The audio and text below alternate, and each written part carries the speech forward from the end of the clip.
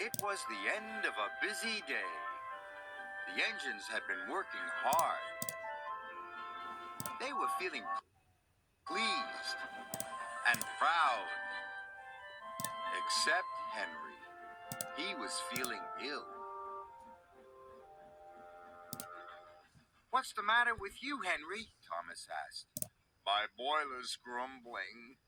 "Maybe it's grumbling at you," teased Thomas. "That's not funny," hissed Henry. "You just don't care." But Emily saw that Henry was leaving a puddle of water behind. She was worried. The next morning, Sir Topham had arrived. "Thomas, Percy, Henry, I want you to collect some freight cars and take them to the docks." "Yes, sir," cried Thomas and Percy. Henry watched the engines puff away. He didn't feel well. "Useful engines don't complain," Henry muttered. He was leaving water everywhere as he chuffed towards the coaling plant. When Emily saw this, she was more worried than ever.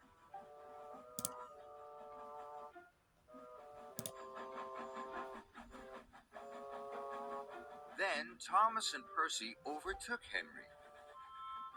"Hurry up, Henry!" Percy tooted. "I can't go any faster," Henry chuffed miserably. "You're just being lazy," teased Thomas.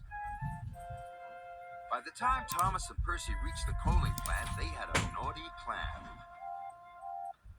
"Please, sir," said Thomas, "Henry wants to take more freight cars." "He is bigger," added Percy. The odd manager agreed. Meanwhile, Emily was talking to Sir Topham Hatt. "I'm worried about Henry." Perhaps his tubes are leaking," replied Sir Topham Hatt.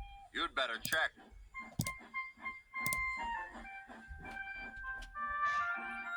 By the time Henry reached the coaling plant, Thomas and Percy had already left. "Why did Thomas and Percy leave me so many freight cars?" moaned Henry. "They know I'm not feeling well." "We'll still have to take them," said his driver. Henry chuffed and puffed and pulled his long line of freight cars.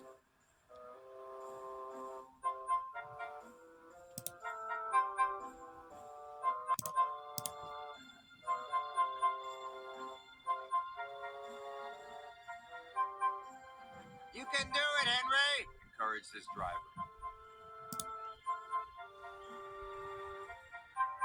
But it was no use. Henry ground to a halt. Just then Emily arrived. "Are you all right, Henry?" "No," moaned Henry. "I'm stuck." Henry's firemen uncoupled the heavy freight cars. Emily changed tracks and then hooked up to Henry.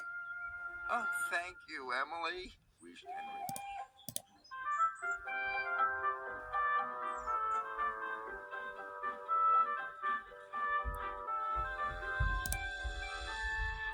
Emily and Henry puffed into the docks. "Well done, Emily," said Sir Topham Hatt. "Thank you, sir." Then he spoke to Henry. "You were brave, Henry. You weren't well, but you still tried to pull the heavy freight cars." Thomas and Percy felt ashamed. "We're sorry, Henry," said Thomas.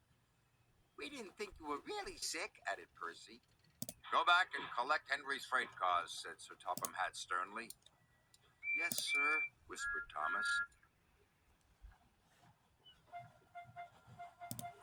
Soon Henry was mended and back at work. "You're looking so much better," said Emily. "Well, they mended my tubes, but they didn't even look at my brakes, my gauges, my squeaky wheels." Emily smiled. "All in good time, Henry." Poor Henry.